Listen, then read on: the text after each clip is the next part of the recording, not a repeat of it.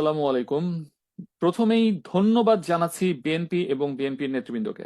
কেন ধন্যবাদ জানাচ্ছি, কি কারণে এই প্রসঙ্গ নিয়ে কথা বলছি সেটি এখন একটু বিশ্লেষণ করব।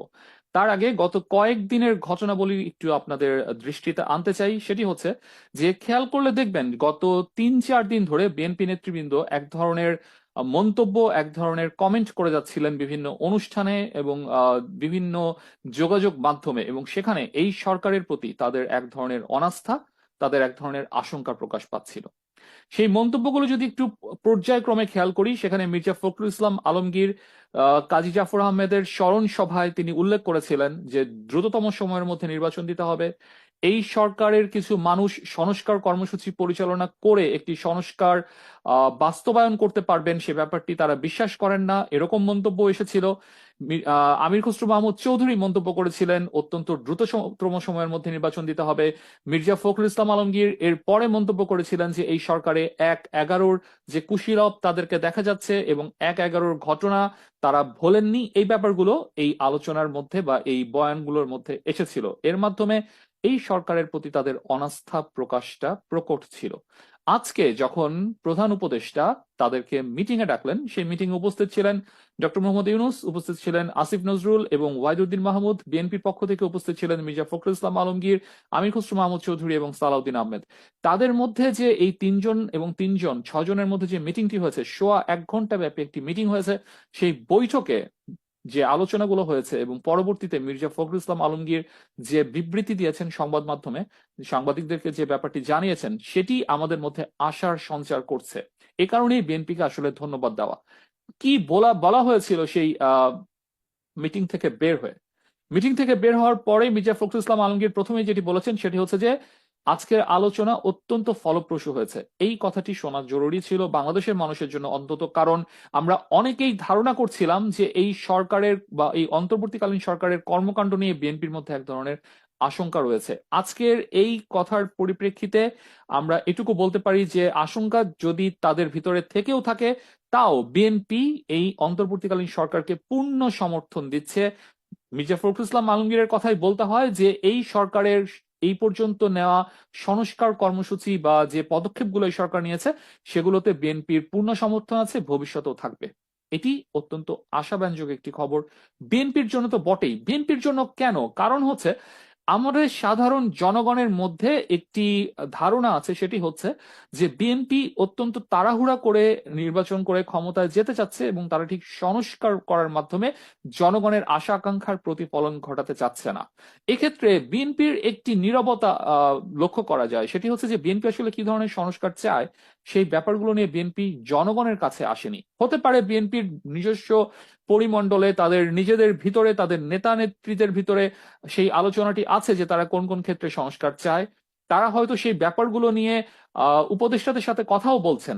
কিন্তু বিএনপিকে মনে রাখতে হবে যে তাদের জনগণের আস্থা অর্জন করার জন্য এই মুহূর্তে তাদের সংস্কার ভাবনা চিন্তাগুলো নিয়ে, তারা কোন কোন জায়গায় সংস্কার চান, সেই ব্যাপারগুলো নিয়ে জনগণের কাছে আসা অত্যন্ত গুরুত্বপূর্ণ। তবে আজকের বিএনপির এই মুভটিকে বা বিএনপির এই বক্তব্য, বিএনপির এই সমর্থন অন্তর্বর্তীকালীন সরকারের প্রতি, এটিকে অত্যন্ত সাধুবাদ জানাতেই হয় এবং এটি যে বিএনপির অত্যন্ত ম্যাচিউর একটি ডিসিশন, সেটি বলতেই হয়। এবার আসি বিএনপি জনগণের কাছে কি প্রস্তাব পেশ করতে পারে। বিএনপির একটি 31 দফা ছিল, সেই 31 দফা দেখে পরবর্তীতে সেটি 10 দফাতে এসেছিল, পরবর্তীতে 1 দফা। ব্যাপারটিকে এভাবে চিন্তা না করে যদি বিএনপি নেতৃবৃন্দ, বিএনপি থিঙ্ক ট্যাঙ্ক যদি মনে করে যে বর্তমানে দেশের জনগণ কোন ধরনের সংস্কার চায়, কোন কোন ব্যাপারে সংস্কার চায়, সেই ব্যাপারগুলো নিয়ে বিএনপি জনগণকে অ্যাড্রেস করবে।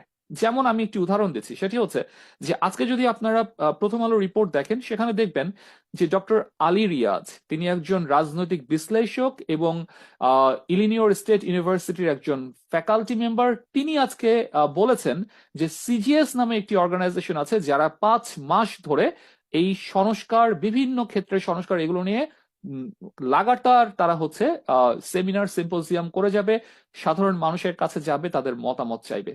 বিএনপি কিন্তু চাইলে তাদের সংস্কার ভাবনাগুলো মানুষের কাছে তুলে ধরতে পারে। আমি উদাহরণ দিচ্ছি।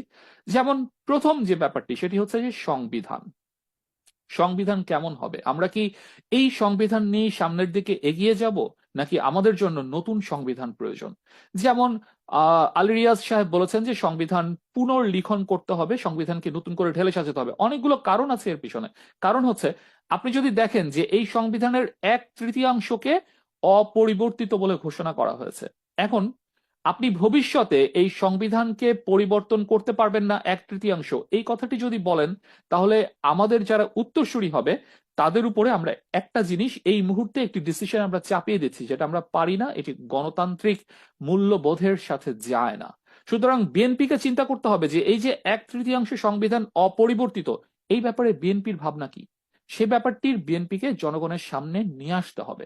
বিএনপিতে অনেক আইন বিশেষজ্ঞ আছেন, অনেক আইনজ্ঞ আছেন যারা সংবিধানের খুঁটিনাটি জানেন। তারা যদি নিজেদের মধ্যে একটি কমিটি করে এই ব্যাপারগুলো নিয়ে আলোচনা করেন যে আমরা সংবিধানে এই এই পরিবর্তনগুলো চাই, যেমন সংবিধানে প্রধানমন্ত্রী এবং রাষ্ট্রপতির ক্ষমতার ভারসাম্য তারা চান কিনা। আরেকটি উদাহরণ দিতে পারি, সেটি হচ্ছে বিএনপির এই মুহূর্তে একটি প্রশ্ন সামনে এসেছে, সেই প্রশ্নটি নিয়ে বিএনপির ভাবনা কি। প্রশ্নটি হচ্ছে যে একজন ব্যক্তি 2বারের বেশি প্রধানমন্ত্রী হতে পারবেন না। এই ব্যাপারে বিএনপির ভাবনা কি, সেই ভাবনাটি বিএনপির জনগণের সামনে আনতে হবে। সেটা নেগেটিভ দিকে যাক বা পজিটিভ দিকে যাক, বিএনপিকে জনগণের সাথে ব্যাপারগুলো নিয়ে কথা বলতে হবে। দ্বিতীয়ত হচ্ছে যে টিআইবি থেকে একটি প্রস্তাব এসেছে, সেটি হচ্ছে যে যিনি দলীয় প্রধান হবেন তিনি সরকার প্রধান হতে পারবেন না, অর্থাৎ দলীয় প্রধান এবং সরকার প্রধানের মধ্যে ক্ষমতার ভারসাম্য বজায় রাখার চেষ্টা করা।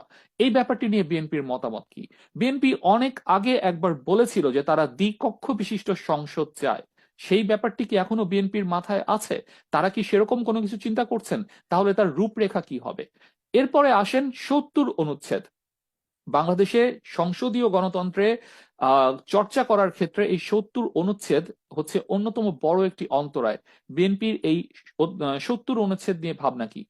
রাষ্ট্রপতির ক্ষমার ব্যাপারটি যেখানে আছে, এবং রাষ্ট্রপতি যে ক্ষমা করেই দিচ্ছেন।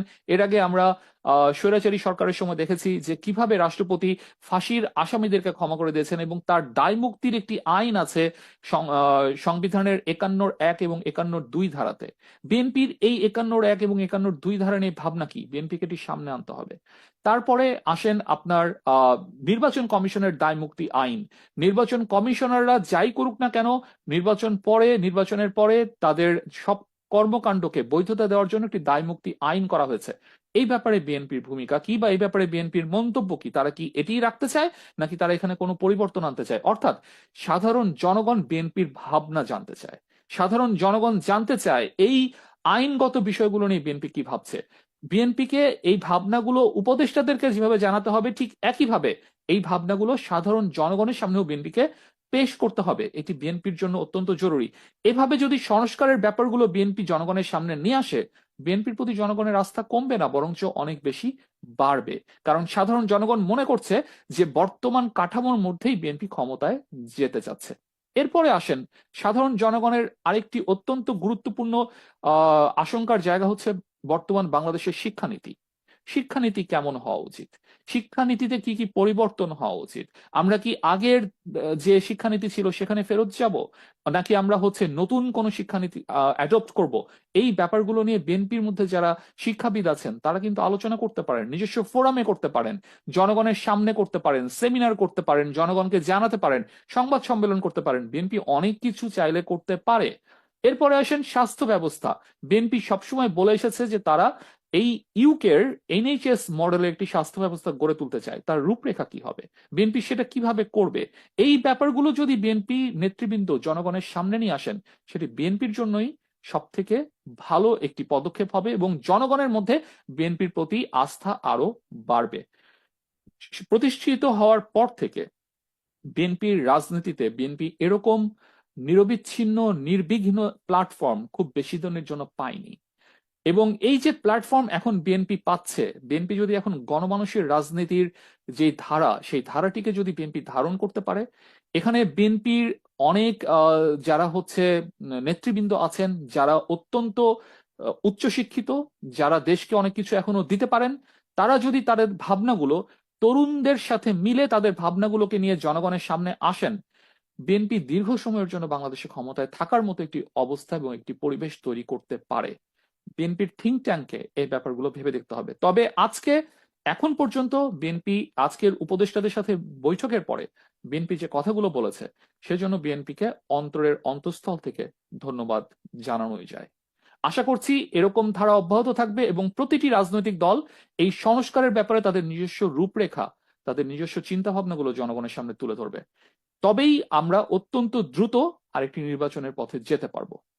আল্লাহ আমাদের সবার সহায় হন। আল্লাহ হাফেজ।